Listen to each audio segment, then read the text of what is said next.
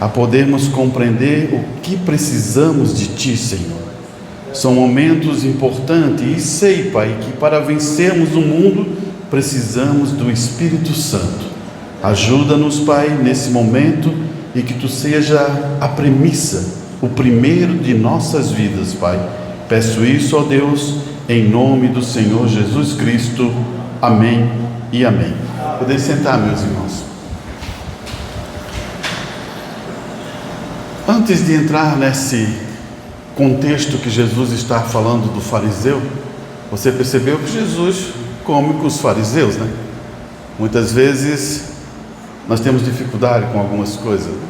Come com as pessoas, come com os fariseus, não há um problema isso, né? Foi convidado e ele foi.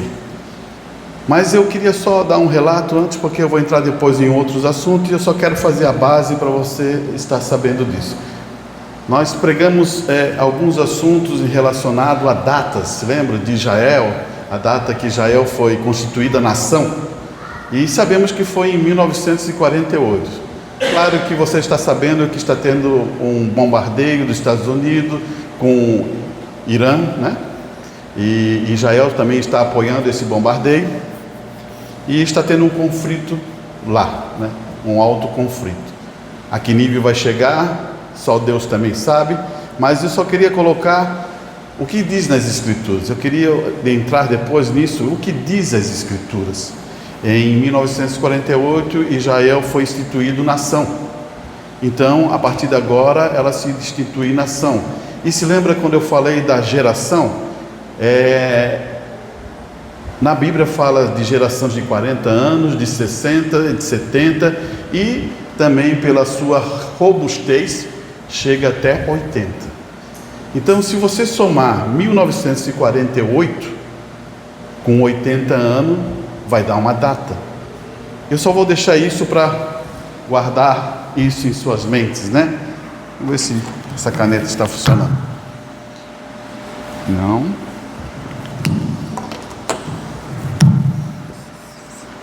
Mil 1948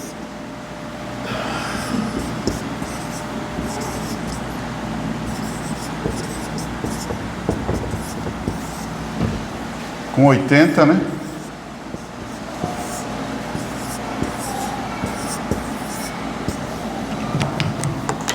Guarda esse final. 2028. Estamos em 2026, né? Grave esse final, porque essa é uma data específica por causa de uma mudança de geração, irmão. Nossa geração e o mundo todo, grande maioria, estamos vivendo mais. Estamos, todos os países mais evoluídos, até o Brasil, ele está vivendo mais. A nossa vida útil em tempos passados chegava a 55. Por isso que as aposentadorias vão mudando. Agora vão ter que se aposentar com 65. Daqui a pouquinho vão ter que se aposentar com 70. Porque estamos durando mais. Isso é uma forma de mostrar o que acontece. Então, eu quero que você segure aquilo ali, porque quando entrarmos naquele assunto, vai ser muito importante você ter esse tempo. Agora, aqui você percebe que Jesus está falando com o fariseu. E o fariseu faz um convite a Jesus, mas com segundas intenções. Ele quer saber quem é esse profeta, né?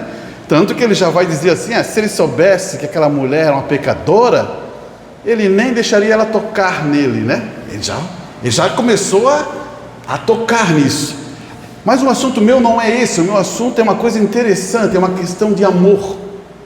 É uma questão de você amar a Deus. Agora perceba o que Jesus vai falar com o fariseu. Se você está com a sua Bíblia, vão acompanhar esse pedacinho aqui, do 40. Respondendo, Jesus disse: Simão, que é o fariseu, uma coisa tenho a dizer. E ele disse, mestre, um certo credor tinha 2 devedores. Jesus está conversando e falando a história para ele. Um certo credor tinha 2 devedores. Um devia 500 dinheiro e o outro 50 dinheiro. E não tendo ele como pagar, perdoou ambos. Essa é a pergunta. Jesus vai fazer agora uma pergunta para ele. Diz: pois qual deles ama mais? Olha só, um devia 500, outro devia 50. Agora a pergunta que Jesus está fazendo para o fariseu: quem vai amar mais? Porque aquela pessoa perdoou esse valor dos dois. Você sabe quem vai amar mais? Olha isso. Aquele mais que ele perdoou, né? É isso. Olha só o que Jesus vai dizer. Olhe bem.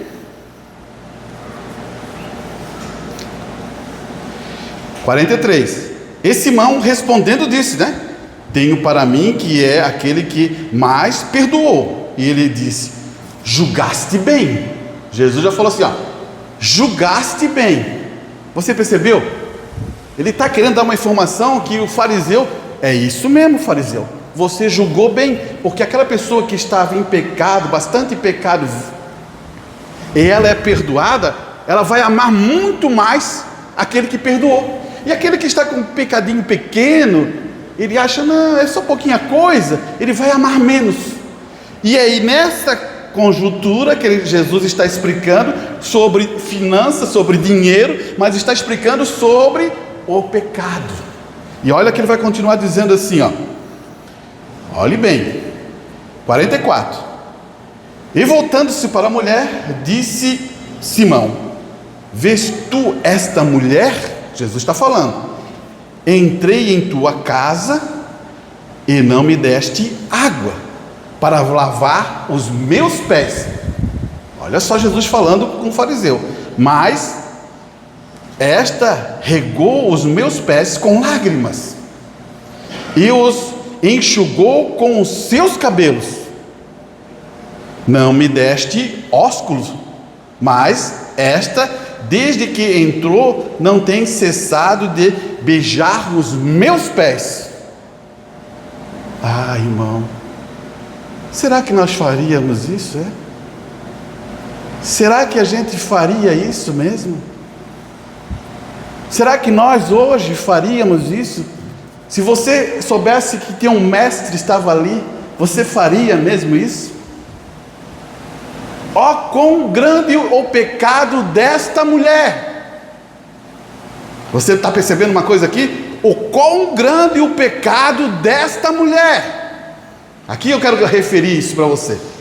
Que ela chegou a trazer um vaso de alabastro. E você sabe que quanto é que é uma gotinha de um alabastro? Irmão, só para você ter ideia, provavelmente ela ficou um ano, a Bíblia fala de uma questão de um ano, guardando e pagando isso. Ela pagava um salário, vamos considerar hoje, um salário mínimo, R$1.600. Ela pagou R$1.600, ficou o ano todo para derramar em Jesus. Quão grande o pecado desta mulher! Para ela chorar, pegar o cabelo, enxugar, beijar os pés.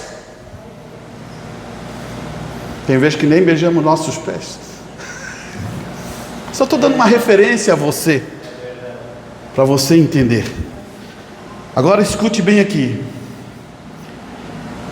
Regou os pés com lágrimas e os enxugou com os seus cabelos.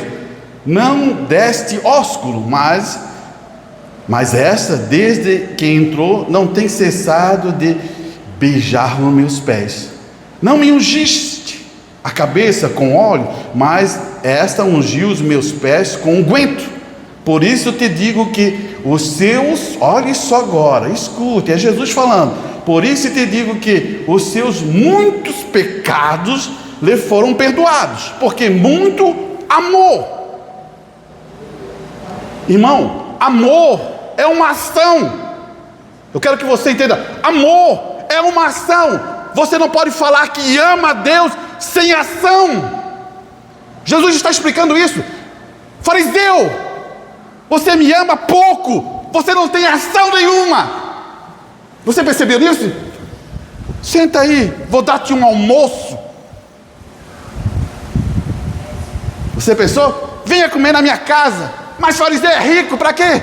vem comer na minha casa, sem ação, sem amor suficiente. Agora ela sim. Você está percebendo aqui o que Jesus está explicando a nós? É uma ação de amor. Daí você diz assim: eu tenho pouco pecado. Misericórdia, irmão. Todos nós fomos destituídos da glória de Deus. Todos nós somos pecadores e colocamos Jesus Cristo no Calvário.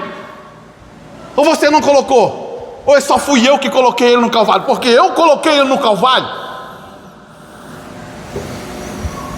E olha aqui, ele vai dizer assim, ó: por isso te digo que os seus muitos pecados serão perdoados, porque muito me amou. Mas aquele a quem pouco é perdoado, pouco ama. Olha Jesus explicando isso. Agora preste atenção na condição. Disse a ela: teus pecados estão perdoados. Pode ser negro como a parede do inferno, podia ser o que ela fez de tudo de mal, mas estão perdoados. E talvez aquele pecadinho muito pequenininho, não é perdoado, porque falta amor, irmão. Irmão, aqui a gente está num padrão para mostrar o que é o amor. E olha aqui, ele vai dizer: e os que estavam à mesa começaram a dizer entre si: quem é este que até perdoa pecados? Eles não sabem quem é aquele que está ali. Eles não sabem quem é que está ali. O fariseu não sabe quem é que está ali, porque se ele soubesse quem estava ali, ele estaria beijando os pés dele. Mas ela sabia. Você começa a entender porque ela sabia, porque ela recebeu o perdão. E ela sabia que ele podia fazer isso, porque ela provavelmente viu outras coisas Jesus fazendo. E a mulher disse a mulher: olha só que final interessante isso. A tua fé te salvou. Você entende isso? A tua fé te salvou. Vai em paz. Parece uma doença? Não. A tua fé te salvou. Porque se você não tiver isso, você não será salvo. A tua fé te salvou, porque é o amor que traz a fé. A fé é alavancada pelo amor, irmão. Então, quando você começa a ver esse contexto, você vai aprender algumas coisas, irmãos. Eu quero ler outras escrituras só para apoiar o entendimento sobre esse assunto.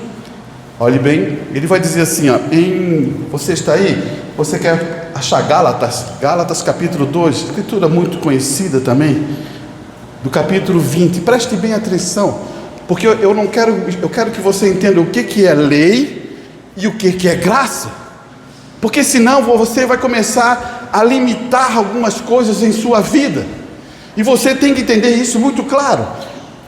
Ele vai dizer assim, ó, lá em Gálatas capítulo 2, no verso 20, ele vai dizer: já estou crucificado com Cristo. Paulo está falando assim, ó, já estou crucificado com Cristo. Você está crucificado com Cristo? Crucificado, eu estou crucificado com Cristo. Eu estou crucificado com a palavra de Deus. Eu estou crucificado com o que Deus tem dito. Estou crucificado, não sou mais eu que vivo. É isso que Paulo está falando. Temos que pegar esse sentido e olha só: já estou crucificado com Cristo, e vivo não mais eu, mas Cristo vive em mim. Então, se Cristo vive em mim, não são mais as minhas palavras que eu posso falar. Eu tenho que falar as palavras que estão em Cristo, que é a palavra de Deus. Você consegue entender isso? Olhe bem. E a vida que agora vivo na carne, olha só, a vida que eu vivo nessa carne, vocês estão vendo o arantes aqui? Feio, né? Essa carne é feia, porque um dia quando você for para a eternidade, você vai ver que não é isto. Lá realmente é luz, é outra coisa, é luz, não é isso aqui é um corpo animal. Isso aqui foi dado para a gente viver nessa terra, lá é outra coisa. Mas irmão, a gente não vai ser meio parecido assim? Sim, vai ter características, mas não é esse corpo. Se lembra Jesus no Monte da Transfiguração? O que aconteceu com ele? É esse corpo que está lá.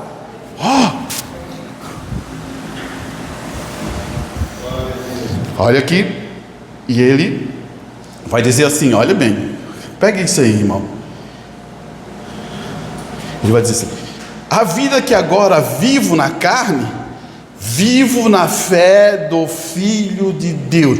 Como é que você vai viver na fé do Filho de Deus? Como é que você vai viver na fé do Filho de Deus? Que foi 2000 anos atrás. O que é isso? Da revelação que Jesus nos abriu, o entendimento, na revelação e no conhecimento da palavra que Ele abriu através da Bíblia, irmão. Por isso que você vive na fé de Jesus Cristo. Você não vive na fé de um homem, você não vive na fé de uma igreja ou de um sistema, você vive na fé do Filho de Deus. Grave isso. Por isso que eu estou dizendo, quando você traga alguém, traga Cristo. Não traga uma igreja, traga Cristo. Porque quando você conhece Cristo, aquela pessoa é uma nova criatura. Então escute bem aqui, ele vai dizer assim, ó: o qual, olha só, agora Paulo está dizendo, vivo na fé do Filho de Deus, ao qual me amou e se entregou a si mesmo por mim. Alguém se entregou por ti? Só conheço um: Jesus Cristo. Agora, aqui Paulo está explicando uma coisa importante no 21 que eu quero ler para você. Não anulo a graça de Deus. Você não pode anular a graça de Deus. Porque se a justiça provém da lei, segue-se que Cristo morreu debalde. Por que Paulo está falando isso? Ele está falando para os judeus que querem a lei. Vocês não podem anular a graça de Deus, porque senão você acha que a justiça da lei, então Jesus morreu de balde, porque Ele morreu para trazer a graça e a misericórdia, porque nenhum era capaz de vencer, nenhum era capaz de poder entrar na presença de Deus, e Jesus morreu para isso. É esse o ponto que Paulo está cobrando, dizendo para os judeus: não faça isso. Você também não deve fazer isso. Olhai para Cristo, amai os irmãos. Se há fraqueza, oramos e pedimos a Deus. Deus é poderoso de mudar as vidas das pessoas. Ele não mudou a sua? Escute o que eu... Então, quando você canaliza isso, irmão, agora vamos aonde Paulo fala das coisas boas do Evangelho. Você está aí? Romano, você abra em Romanos, capítulo 8. Preste bem, eu vou relatar isso aqui, porque isso aqui é muito bom, irmão, muito bom para o nosso crescimento. Porque você tem que saber aonde você está nessa jornada. Ele vai dizer assim, ó, Romanos 8, verso 1, ele vai dizer: portanto agora, nenhuma condenação há para os que estão em Cristo Jesus, que não andam segundo a carne, mas segundo o Espírito. Você percebeu, né? Ó, quando eu estou em Cristo, eu não ando mais segundo a carne, eu ando pelo Espírito. Porque Jesus nos revelou a palavra. Estou no Espírito. A palavra de Deus está aqui na Bíblia. Se você não usar e não entrar no seu coração, o Espírito Santo também não entra no seu coração, porque a palavra de Deus é uma espada viva, flamejante, que ela corta. Então ela tem que estar dentro de você. Por isso que em Apocalipse diz: coma, coma.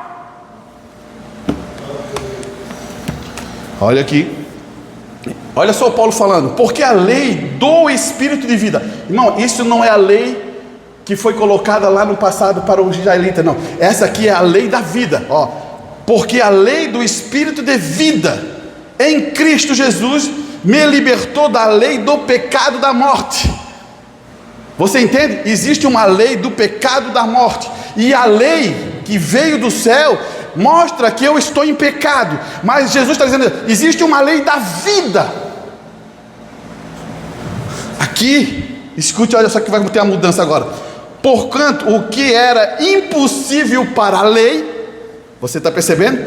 Visto como estava enferma pela carne, a nossa carne é pecadora, estava enferma, Deus enviou o seu Filho em semelhança da carne do pecado, pelo pecado condenou o pecado na carne. Jesus tinha que morrer para condenar aquele pecado que aconteceu na carne, que você já sabe, né? Lá em Gênesis, a carne foi hibridada. Então agora Jesus está morrendo para condenar a carne, para você ter força, para eu ter força, para o Espírito Santo entrar em você e você conseguir controlar a carne. Você diz assim: ah, meu irmão, eu não consigo controlar essa carne. Não, se o Espírito Santo estiver em você, você vai controlar essa carne. Olha aqui, ele vai dizer outra coisa. Paulo está mostrando quadro a quadro, irmão. Porque os que são segundo a carne inclinam-se para as coisas da carne, mas os que são segundo o Espírito para as coisas do Espírito. Você vive nesse mundo, você tem que trabalhar, você tem que comer, você tem que viver, você tem que falar com as pessoas desse mundo. Tudo isso faz parte, tudo isso contém isso, mas você tem que viver além disso. Vou explicar isso para você. Olhe bem. Estou com o copo aqui. Por que esse copo está flutuando? Por que esse copo está flutuando? Porque eu estou segurando, né? Não é isso? Assim é o Espírito Santo. Quando você vive nesse mundo, quem está te segurando? É o Espírito Santo. E você está vivendo nesse mundo. Agora, se esse Espírito Santo não estiver segurando, o que acontece?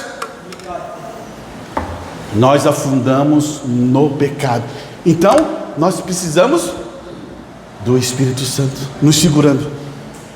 E você deve aprender uma coisa: não é a sua capacidade. Outra coisa que eu vi vários irmãos perdendo a fé, achando que podiam fazer aquilo.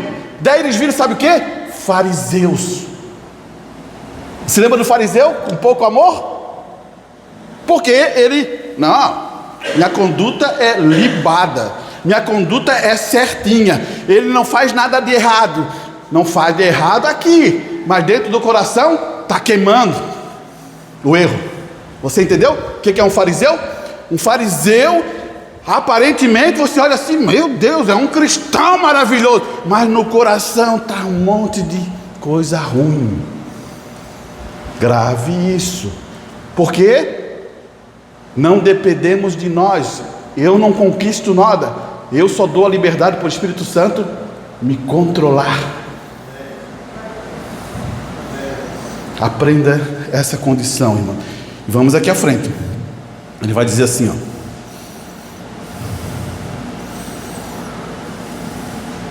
porque a inclinação da carne é inimizade contra Deus, pois não é sujeito à lei de Deus, nem na verdade pode ser. Portanto, os que estão na carne não podem, olha só, os que estão na carne não podem agradar a Deus. Agora, vós porém, olha só o que ele está falando para a igreja de Corinto, Romanos, né? Vós porém não estáis na carne, mas no Espírito, se é que o Espírito de Deus habita em vós. Mas se alguém não tem o Espírito de Cristo, esse tal não é dele. Ô irmão, a advertência minha é sobre isso, irmão. Esforce para ter o Espírito Santo, ceda os seus direitos para ter o Espírito Santo. Não estamos mais brincando de igreja. Não estamos mais brincando de igreja como se fosse assim, ó, estou bem assim, a hora que chegar mais perto, eu vou dobrar o meu joelho, eu vou orar mais, irmão Arantes, eu vou buscar mais. Isso é o que a noiva imprudente vai fazer. Você está preparado agora, porque você tem que se preparar agora, porque o momento é de repentino. Se lembra o que Jesus falou? É como um ladrão. Se o senhor da casa soubesse a hora que o ladrão estivesse ali, ele viria e vigiaria e não seria surpreendido, irmão. Então, esse é o momento da igreja fazer isso. Não é aquele momento que agora estou sentindo uma pressão, agora as pessoas estão falando. Olha aqui. E se Cristo está em vós, o corpo na verdade está morto, glórias a Deus, por causa do pecado, mas o Espírito vive por causa da justiça. Da justiça de quem? Minha? Não, da justiça de Cristo, que morreu por você. Agora escute aqui, ele vai dizer: esse é o Espírito daquele que dentre os mortos ressuscitou Jesus, habita em vós, que é Deus. Aquele que dentre os mortos ressuscitou a Cristo também vivificará os vossos corpos mortais, pelo seu Espírito que vos habita. Você percebeu aqui, irmão? O que está acontecendo? Paulo, ele começa a dar a narrativa, a mostrar como é viver no Espírito. Ele diz assim: se você viver na carne, você morrerá. Todo homem, toda mulher um dia vai se deparar com isso, irmão. Então, preste atenção, porque o mensageiro ele sempre usou umas expressões muito tranquilas para a gente aprender muito rápido. Ele diz assim: ó, obediência total te dá direito ao Espírito Santo. Olha só, obediência total te dá o direito ao Espírito Santo. Tão simples, né? Mas no tanto tempo tão maravilhoso. Você começou a pegar o que eu quero dizer? Então agora vamos entrar um pouquinho sobre alguns assuntos aqui. Preste bem atenção aqui.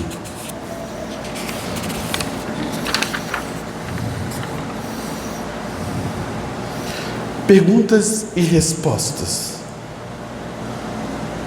Primeiro eu vou ler: a maior batalha jamais pelejada. Isso não pode ser artificial. A primeira coisa que um cristão não deve ser é artificial. Tem que ser real. Há uma só avenida por onde o real pode vir, e é pela avenida do livre-arbítrio. O irmão Brana está botando aqui livre-arbítrio, porque ele tinha um grupo misto, né? Então, para você entender, livre-arbítrio, agente moral, melhor para você entender, vou usar assim, ó, por vir pela via do agente moral, é por meio dos seus pensamentos. Primeiro, irmão, tudo que é palavra de Deus vai aonde? Vem pelos pensamentos. Por onde pode chegar a sua alma? Entra nos seus pensamentos e vai à sua alma. A Bíblia diz que em Provérbios, olha, preste bem atenção, isso é escritura, 23:7, porque como imagina a sua alma. Peraí. Irmão, como imagina a minha alma? Você já imaginou o arrebatamento? Está dentro do arrebatamento? Você já fez isso uma vez? Pensa assim, ó, quão grandioso isso vai ser? Jesus virá e me tomará e levará para o arrebatamento, e lá estaremos sentados e lá cearemos. Você já pensou quão grande isso é manifestado? Você imaginou isso? Porque Provérbios está dizendo para você imaginar com sua alma. Ele não está falando com o seu pensamento, ele está falando com o seu coração. Se você deseja isso e está lá, você estará. Porque você está dizendo uma coisa, não do seu pensamento, mas dentro de ti está querendo aquilo. Se lembra quando o irmão Brana fala daquele jovenzinho que ele queria roer o pedal da sua bicicleta? Porque faltava o que nele? Enxofre. Então ele roía no pedal da bicicleta porque no pedal tinha enxofre. Havia uma necessidade no corpo dele. Por que esse rapaz está roendo o pedal da bicicleta? Assim é nós, filhos e filhas de Deus, quando temos necessidade de estar na presença de Deus. Não é para você roer o pedal da bicicleta, não, mas é entrar na presença de Deus. Preste aqui, e olha só que ele vai continuar dizendo, Provérbio, né? Provérbio 23:7, porque como imagina a sua alma, assim é. Também em Marcos 11:23, porque em verdade vos digo que qualquer que dizer a este monte, ergue e lança no mar, e não duvidar em seu coração, mas crê que se fará assim que diz, tudo que dizer será feito. Entendes? Ali está a coisa. Aí é onde está o campo. Daí o irmão Brando vai dizer, aí é onde está o campo de batalha. Sabe por quê, né? A alma, se ela está cheia do poder de Deus, o campo de batalha vai vencer. Você vai vencer o campo de batalha e vai vir manifestar. Você está salvo. que Jesus está fazendo? Autoridade. Você percebeu aqui? Autoridade. Vai, não peques mais. Autoridade, de novo, para não acontecer coisas piores para ti. Autoridade, novamente. Você está pensando em Jesus Cristo? Agora você vê uma coisa, irmão. Se Jesus tem autoridade e Ele é o Filho de Deus, quem você é? Que não tem autoridade? Ou você não tem coragem de falar? Aí está. Qual é a tua autoridade? Eu vou explicar uma coisa que é engraçada. O irmão Pedro deve saber isso. Quando a gente está na vida militar, quando a gente vai se formar, daí a gente se forma lá, se formou soldado, tal, agora é um policial, e eles pegam, te botam na viatura e te largam. Tu não tem experiência nenhuma. Só tem as coisas no papel. Tu vai aprender no dia a dia.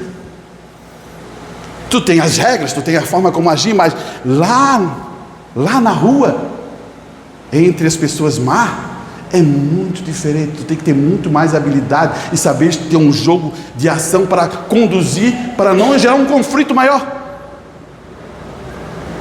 Por isso que tem a vez que dentro da polícia diz, quando tiver briga de marido e mulher, não meta a colher, não vai lá pegar, porque se você pegar um marido, a mulher pula em cima de ti. Isso já estava dentro da polícia. E isso não se ensina nos papéis. Não, você tem que pegar lá, senão vai acontecer. Não, deixa um policial pegar o marido e dar um aperto à mulher. Não, e pum! E aí ela estava apanhando dele. Você entendeu? É engraçado. Daí você tem que usar de alguma coisa que você vai aprendendo com a experiência. Só dando um exemplo para você entender como é isso. E assim também, quando você vai entrando na palavra de Deus, você é um pouco legalista, mas depois você vai aprendendo com a experiência, e a experiência vai te produzindo uma vida em Cristo Jesus. E é isso que eu quero que a igreja comece a entrar. Ela não entre em legalismo, mas que ela possa amadurecer e ter a vida perfeita em Cristo Jesus. É isso que eu vejo. Então ele vai dizer assim, ó, porque em verdade vos digo, qualquer que, e aonde está o campo de batalha? Na mente. Se somente desejares que isso comece primeiro. Aonde que tem que começar? Aqui. Você tem que, aonde que imagina? Também é aqui, para descer ao coração. Então quando você imagina as coisas do reino de Deus, aquilo vai produzir aqui no coração, e aquilo vai vir à tona. Amém? Então, ótimo. O tempo está passando e eu preciso falar sobre um assunto importantíssimo. Primeiro eu vou relatar uma condução aqui para você entender. É sobre um sonho, tá? Mas vamos primeiro definir sobre isso. Escute aqui, ó. A marca da besta. Olhe bem. O purgão se transforma em largata. Você sabe, né? Isso aí é o que está falando profeta Joel, que está na Bíblia, né? Ele vai dizer que há 4 estágios, né? Que tem ali. Mas eu quero que você entenda por que foi produzido esses estágios, por que ele foi usado esses bichos, né? Essas pragas, para produzir e para que ela foi feita. Daí o mensageiro vai começar a dizer: olhe bem, o purgão que se transformou em largata e assim sucessivamente. Este é o inseto. E começou e comeu o amor fraternal. Percebeu que esse pulgão comeu o amor fraternal. O amor fraternal é o amor entre nós, irmão. Se a gente não tiver amor entre nós, como é que fica? Você não tem sentimento daí.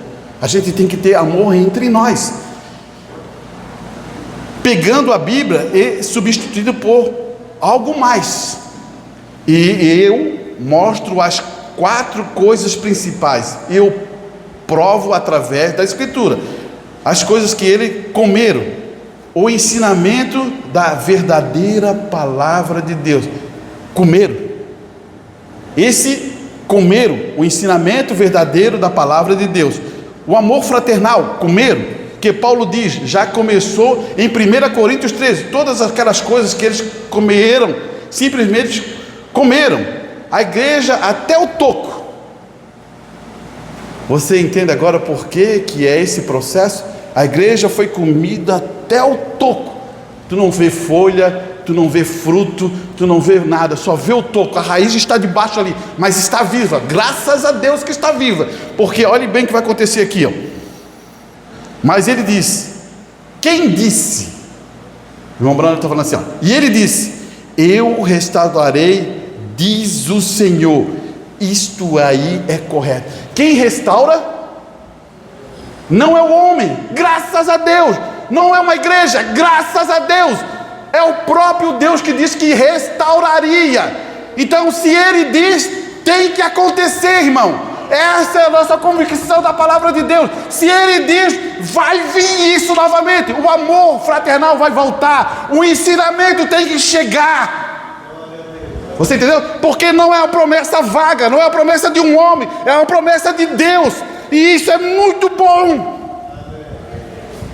Olha aqui, ele diz isso, irmão, ó, eu restaurarei, diz o Senhor, todos os que, esses anos que comeram, e todas essas coisas que ele havia feito. Observe Israel, daí ele vai dizer: observe Israel, sempre tem sido esta figueira, quando vides esta árvore, agora presta bem atenção, quando vides esta árvore, mostrando os seus brotos,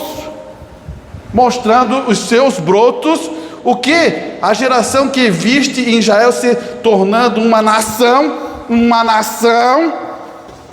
1948, olha aqui, essa geração,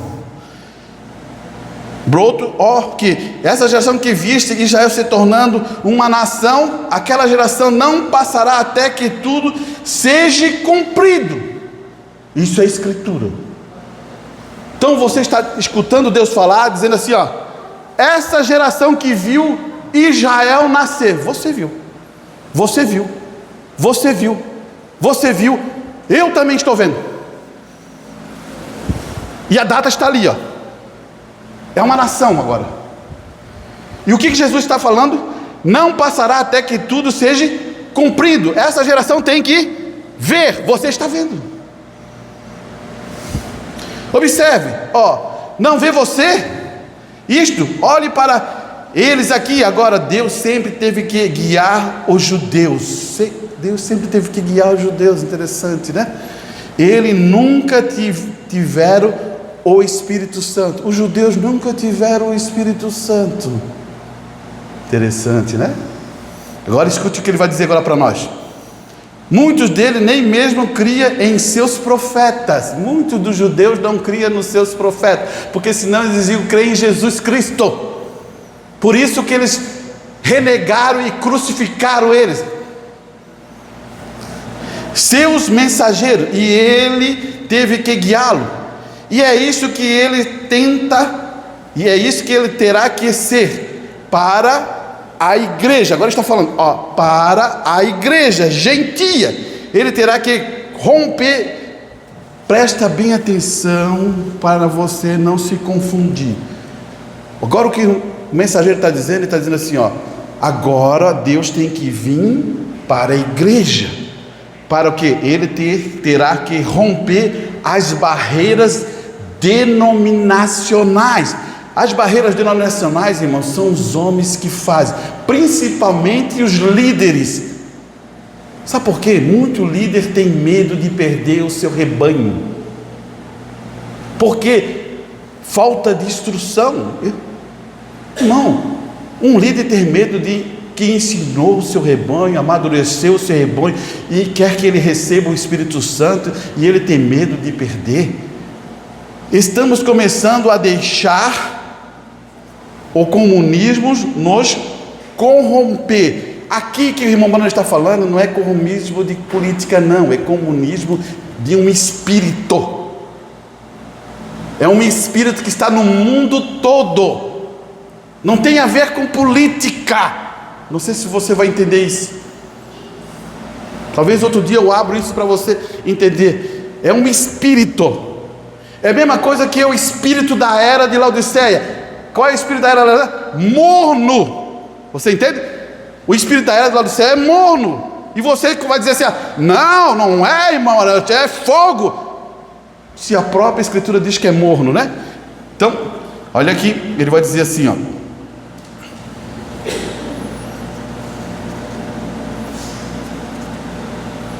Ele vai dizer, então, barreiras denominacionais. Estamos começando a deixar o comunismo nos corroer. E então teremos que nos ajuntar. Deus cumprirá a sua palavra, porque o pacto é incondicional. Presta bem, quando ele fala incondicional, que ele vai cumprir, indiferente do que seja, ele vai cumprir. Se você fizer isto, eu farei aquilo? Não. Ele vai cumprir. Se você vai fazer ou se você não vai fazer, ele vai cumprir o que ele disse. Mas eu tenho feito isto é correto, eu gosto disso, amém. Isto apenas me fez sentir religioso. Irmão, vai ter uma noiva sem mancha, sem ruga, Deus vai cumprir, indiferente de quem seja. Você entende isso? Deus te chamou para ser um filho de Deus, Ele vai trazer você, mas você também tem que ser o quê? Obediente à palavra. Agora escute aqui. Você entendeu isso? Acho que você entendeu, né? Agora eu queria relatar esse sonho. Até queria que fosse o Rosicré que falasse, né? Mas vou relatar esse sonho. Ele teve um sonho. Para mim, de todo o tempo que eu estou dentro da igreja, esse sonho é um sonho de Deus. De todo o tempo que eu escutei, e alguns outros irmãos que já tiveram sonho, só um que eu falei para ele que eu queria ter ele, mas não tenho, que era daquele senhorzinho que se morava lá no Pedregal, que seu filho se lembra? Que ele vinha na igreja quando era aqui na frente, no galpão, que ele falou, teve uma visão, né? Eu não sei se foi um sonho, ele teve uma visão sobre a divisão da igreja. Ele falou isso, mas estava em fita, mas com o tempo, eu não... Agora escute bem esse sonho. Foi deslumbrado da visão quando eu olhei muito além do monte. Então, ele está num sonho, ele estava olhando muito além do monte. Estava se travando uma batalha, como um tempo passado, com espadas, cavalos de guerra. Então, essa batalha é como fosse no tempo passado, cavalos de guerra, batalhas, né? Com espada. E eu daqui distante. E mais algumas pessoas sabiam desta batalha. Preste bem atenção. Até que chegou um mensageiro a cavalo, virando para o rumo da batalha, e perguntou em quantos estão prontos. E eu respondi, Rosicré respondeu, não sei. E ele começou a cavalgar rumo ao monte muito longe, onde estava acontecendo as batalhas. Quando vi ele vindo pela segunda vez, comecei a perguntar, eis, quantos estão prontos? E de novo perguntei, mas parecia me ignorar. Até que eu pensei comigo, se eles por detrás daquele monte não conseguirem barrar o inimigo, vamos ter que estar pronto aqui. Então consegui uma espada, e mais 2 ou 3 conseguiram também, e levantaram a espada, e o sonho acabou. Você compreendeu? Agora eu vou tentar colocar um pouco a informação para você. Espada é isso aqui. Todo filho de Deus tem que ter uma espada, que ama e serve a Deus. Agora, o mensageiro que está falando aqui, quem é o mensageiro? Que veio perguntar, quantos estão prontos? Quem é a mensagem? Você está entendendo? Esse sonho é perfeito, irmão. Olha só, você pode levar para casa, olhar, você vai ver que o próprio mensageiro vem. Quem está pronto? Para quê? Para a batalha. Você diz, mas que batalha, irmão? Que batalha?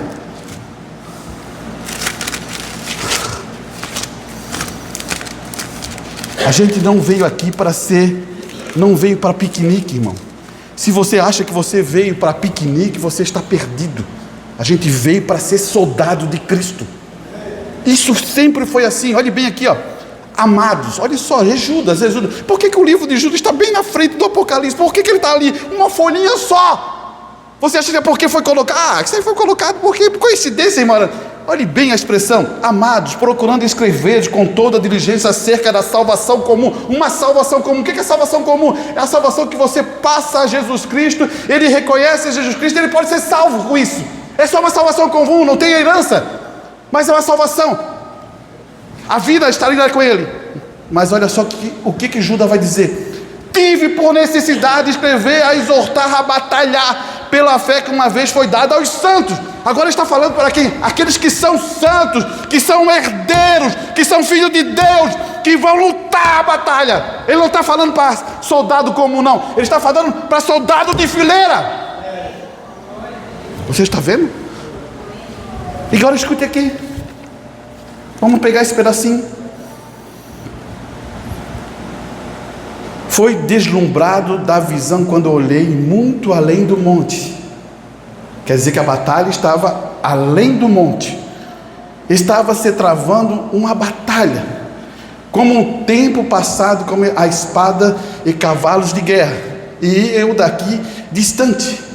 Mas algumas pessoas sabiam desta batalha.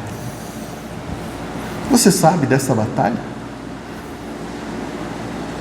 Tu sabe o que é o clamor da meia-noite?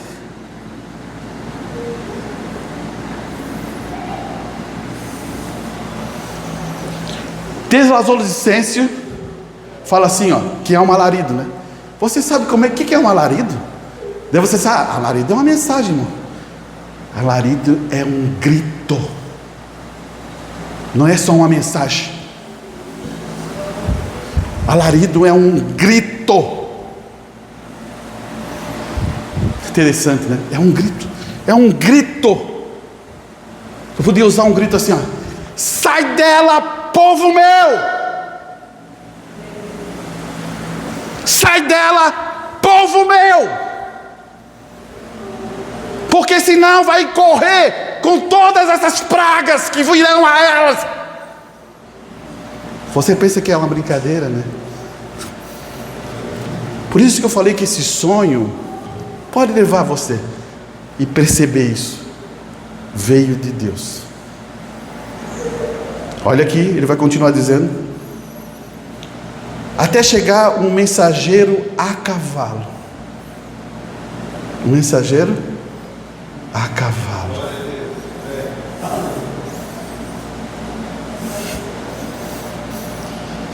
Virando para o rumo da batalha, perguntou-me: quantos estão prontos? Quantos estão prontos? Irmão, não olhe para o lado, olhe para você. Não olhe para o lado, olhe para você. E você não vai ficar pronto quando a guerra estiver.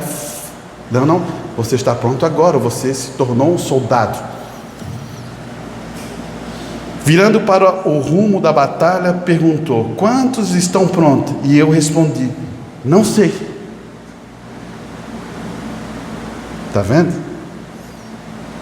Talvez você pergunte. Se eu perguntasse para você: quantos estão prontos? Você sabe dizer? Amém? É isso aí. Essa é a convicção que nós devemos ter. Mas você percebeu? Não sei. Você percebeu uma coisa que eu quero mostrar aqui? E ele começou a cavalgar. E ele começou a cavalgar rumo ao monte, muito longe, onde estava acontecendo as batalhas. Quando eu vi ele vindo pela segunda vez, você percebe, o cavaleiro está voltando. Comecei a perguntar. Daí ele começou a perguntar: quantos estão prontos? Quantos vão para a batalha? Quantos vão? Irmão, vais querer vir para a batalha? Vais querer vir? Vais querer vir para a batalha? Vais meter a mão na espada? Olha aqui.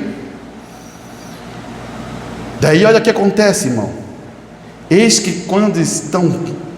Comecei a perguntar: eis, quando estão prontos? Quantos estão prontos? E de novo perguntei. Então ele fez 2 vezes essa pergunta, né? Mas parecia me ignorar. Já pensasse, eu pergunto para o irmão: estás pronto, irmão? Cadê tua espada? Estás pronto para a guerra? Está falando comigo? É comigo que você está falando? É o Espírito Santo que está falando, é contigo mesmo, que não está preparado para a guerra. É isso mesmo que ele está falando. Quanto tempo você está brincando? Que não tomou a palavra e meditou na palavra e não viveu a palavra? Quanto tempo? É isso que ele está falando aqui, ó. E escute bem, irmão, isso aqui, olha só. E comecei a perguntar, e eis que quantos estão prontos? E de novo perguntava, mas parecia que ignorava. Até que pensei comigo, olha só, essa eu fico pensando é a misericórdia, irmão. Essa é a graça que eu fico pensando, olha só. Olha só, até que eu pensei comigo, se eles, por detrás daquele monte, não conseguissem barrar. Olha só o pensamento que entrou. Isso é o pensamento de Deus, irmão. Pô, se eles não conseguirem barrar aquela luta, eles virão para mim. Olha só, o inimigo, vamos ter que estar pronto aqui. Olha só, então consegui uma espada. Você entendeu? Você tem uma espada? Você tem uma espada? Porque o Rosico está dizendo, então eu consegui uma espada. É o que ele devia fazer mesmo, ele tinha que conseguir a espada. Daí ele vai dizer, e mais 2 ou 3 conseguiram também, e levantaram a espada. Graças a Deus que levantaram. Porque quando você escuta a mensagem do irmão Brana, que o irmão Brana fala assim, e a espada do rei está na mão de quem? De um profeta.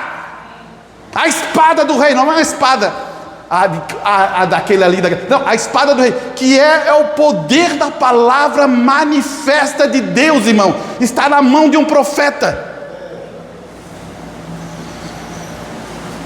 Que tempo estamos vivendo?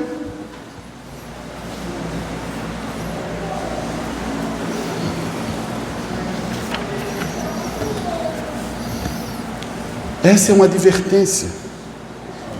Que Deus dê sonhos aos nossos irmãos. Que Deus dê visão aos nossos irmãos. Que dê sonhos para mostrar.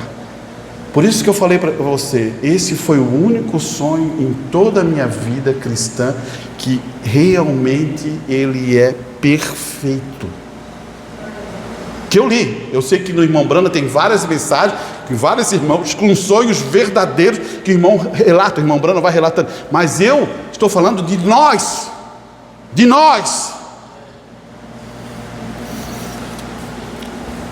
Feche os teus olhos um minutinho, para a gente passar para outra parte. Bondoso Deus, eterno Pai Celestial, que possamos ficar preocupados, Pai, pelo tempo que estamos vivendo, porque o Senhor adverte aqueles que amam, e sempre Ele vai advertir através do poder da palavra, que os nossos corações possam estar sedentos por Ti, Senhor, e que o Espírito Santo controle as nossas vidas, e que possamos ceder os nossos direitos e amar, porque sabemos que somos pecadores, Pai, e os nossos pecados levou Jesus à cruz. Ó Deus, Ele não podia morrer por mim, Ele não precisava morrer por mim, Senhor, mas Ele viu e me amou e morreu por mim, Senhor. Por isso, Pai, sou grato por essa misericórdia e não tenho como pagar, Pai, mas tenho como servir-te e amar-te de todo o meu coração. Abençoa a tua congregação, é o que eu te peço, em nome do Senhor Jesus Cristo.